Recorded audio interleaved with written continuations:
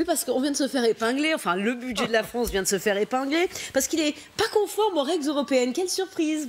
Surprise. Vous vous souvenez de la phrase d'Emmanuel Macron il y a quelques jours, The Economist, hein, Je pense que le débat autour du 3% est un débat d'un autre siècle. On a la réponse de Bruxelles. C'est peut-être un débat d'un autre siècle, mais en attendant, on n'est pas dans les clous. Là, maintenant, pour Bruxelles, je cite, donc, la France risque d'enfreindre les règles du pacte de stabilité. Ça veut dire, en gros, qu'on ne respecte pas dans la réalité les chiffres, parce qu'en fait, il y a un petit truc. Alors, regardons les chiffres, justement.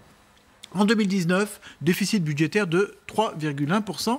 Regardez maintenant, 2020, 2,2%. Ah, c'est bien. Oui. C'est mieux, vous allez me dire. Oui. Oui, sauf qu'il y a un petit tour de passe-passe. Il y a un petit jeu de bonneteau. En 2019, on avait le CICE, vous savez, le crédit d'impôt pour les entreprises, qui pesait sur notre déficit pour 20 milliards.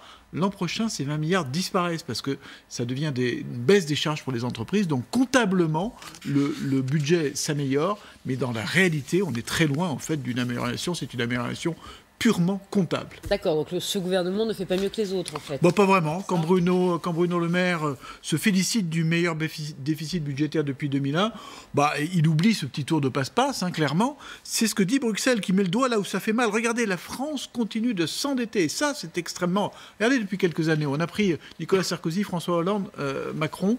On est à 99% de dette.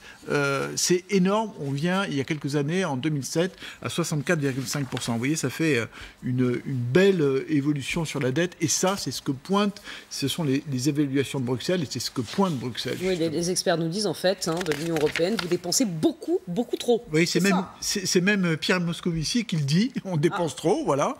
Il dit, les efforts fournis par la France pour réduire ses dépenses sont inférieurs à ce qui est recommandé par l'Union. Juste un chiffre, 53,4% du PIB de la richesse nationale en dépenses, c'est plus 25 milliards par rapport à l'année précédente.